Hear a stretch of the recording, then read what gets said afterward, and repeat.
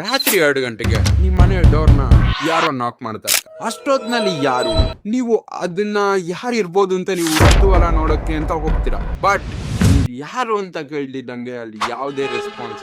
ನೀವು ಏನೋ ಮೋಸ್ಟ್ಲಿ ಗಾಳಿಗೆ ತಟ್ಕೋತಾ ಇರ್ಬೋದು, ಗಾಳಿ ಶಬ್ದಕ್ಕೇನೋ ಆಗಿರ್ಬೋದು ಅಂತ ಅನ್ಕೋತೀರಾ. ಬಟ್ ಆದ್ರೆ ಮತ್ತೆ ನೀವು ಮಲ್ಗಕ್ ಹೋದಾಗ ಮತ್ತೆ ಸೌಂಡ್. ಇವಾಗ ನಿಮ್ಗೆ ಸ್ವಲ್ಪ ವಿಚಿತ್ರ ಅನ್ಸುತ್ತೆ. ನೀವು ಕೋಪದಿಂದ ಯಾರು ಅಂತ ಡೋರ್ನ ತೆಗಿಯಕ್ಕೆ ಅಂತ ಹೋಗ್ತೀರಾ. ಆಗ ನಿಮ್ಮ ಅಮ್ಮನೋ ನಿಮ್ಮ ಅಪ್ಪನೋ ಅಥವಾ ನಿಮ್ಮ ಅಜ್ಜಿ ಡೋರ್ನ ತೆಗಿಬೇಡ. ಯಾಕಂದ್ರೆ ಇದೇ ಒಂದು ವಿಷಯ ಬೆಂಗಳೂರನ್ನ ಬೆಚ್ಚಿ ಬೀಳಿಸಿತ್ತು. ಏನಿದ್ ವಿಷಯ? ಮತ್ತು ಬೆಂಗಳೂರಲ್ಲಿರೋ ಎಲ್ಲಾ ಮನೆಗಳ ಮೇಲೂ ಡೋರ್ ಮೇಲೆ ಈ 2 ಪದ ತುಂಬಾನೇ ಫೇಮಸ್ ಆಗಿ. ಯಾವ ಪದ ಅನ್ನೋದನ್ನ ಈ ವಿಡಿಯೋದಲ್ಲಿ ಕಂಪ್ಲೀಟ್ ಆಗಿ ನೋಡೋಣ. Let's get to the video. ಇವಾಗ ಬೆಂಗಳೂರು ಅಂದ್ರೆ full pubs, full IT companies, full road ಎಲ್ಲ ಗಿಜಿ ಅಂತ ಸೌಂಡ್ ಆಗ್ತಾರೆ, ಫುಲ್ ಬಿಸಿ ಆಗಿ. ಆದ್ರೆ ಅವಾಗಿನ ಬೆಂಗಳೂರು 1980s ಮತ್ತು 1990s ಅಲ್ಲಿ ಬೆಂಗಳೂರು ಬೇರೆ ರೀತಿನೇ ಇತ್ತು. ಚಿಕ್ಕ ಚಿಕ್ಕ ಕಾಲೋನಿಗಳು, ಸಣ್ಣ ಪುಟ್ಟ ರೋಡ್ಗಳು, ಮತ್ತು ಜನ 8 ಗಂಟೆ ಮೇಲೆ ಹೊರಗಡೆನೆ ಬರ್ತಾರೆ. ಎಲ್ಲರೂ ಊಟ ಮಾಡಿ ನೆಮ್ಮದಿಯಾಗಿ ಮಾಡ್ಕೋತಾ ಇದ್ರು. ಆದ್ರೆ ಇವಾಗ ಇದೆಲ್ಲ ಸ್ವಲ್ಪ ಬದಲಾವಣೆ. ಬಟ್ ಇವಾಗಿನ ಜನಕ್ಕೆ ಈ ಕತೆ ಹೇಳಿದ್ರೆ ಸ್ವಲ್ಪ ಫನ್ನಿ ಅನ್ಸ್ಬೋದು. ಬಟ್ ಆದ್ರೆ ಅದು ನಿಜ ಅನ್ನೋದಕ್ಕೆ ಸಾಕ್ಷಿ ಕೂಡ ಇಲ್ಲ.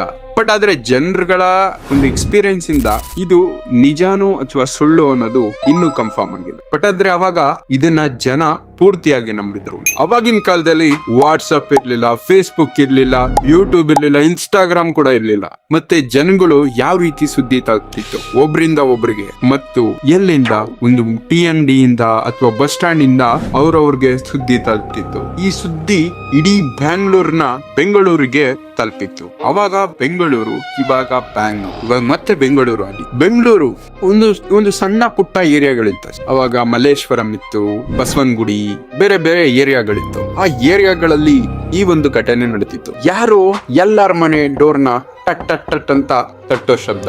ಅವಾಗ ಈ ಒಂದು ಶಬ್ದಕ್ಕೆ ಜನ ಅವರಾಗವ್ರೆ ಒಂದು ಸೊಲ್ಯೂಷನ್ ಹುಡುಕ್ತಾರೆ. ಏನ ಸೊಲ್ಯೂಷನ್? ನಾಳೆ ಬಾ.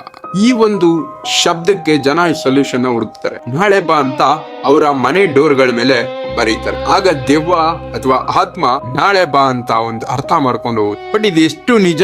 ಬಟ್ ಆದ್ರೆ ಇದೊಂದು ಸೊಲ್ಯೂಷನ್, ಒಂದು ಪ್ರಾಬ್ಲಮ್ಗೆ ಒಂದು ಸೊಲ್ಯೂಷನ್ ನ ಜನನೇ ಫೈಂಡ್ ಔಟ್ ಮಾಡ್ಕೋತಾರೆ. ಇದು ಎಲ್ಲಾರ ಮನೆಯಲ್ಲೂ ಆಲ್ಮೋಸ್ಟ್ ಇತ್ತು. ನಾಳೆ ಬಾ. ಕೆಲವರು ಪೇಂಟ್ ಮಾಡಿಸಿದ್ರು, ಕೆಲವರು ಚಾಪೀಸಲ್ಲಿ ಬರ್ದಿದ್ರು ನಾಳೆ ಬಾ. ಬಟ್ ಆದ್ರೆ ಇದು ಒಂದು 20% ಸತ್ಯ ಇರ್ಬೋದು, ಇನ್ನ 80% ಸುಳ್ಳು ಇರ್ಬೋದು. ಬಟ್ ಆದ್ರೆ ಕೆಲವರು ಎಕ್ಸ್ಪೀರಿಯನ್ಸ್ ಕೂಡ ಮಾಡಿದ್ದಾರೆ.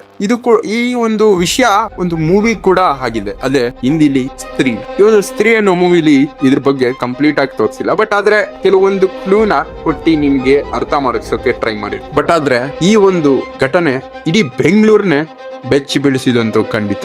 ಇಷ್ಟ ಹೇಳ್ತಾ ಈ ವಿಡಿಯೋನ ನಿಮ್ಗೆ ಹೆಣ್ ಮಾಡಕ್ ಮುಂಚೆ ನೀವು ಕೂಡ ಈ ಒಂದು ವಿಷಯ ಬಗ್ಗೆ ನಂಬ್ತೀರಾ ಅಥವಾ ನಂಬಲ್ವಾ?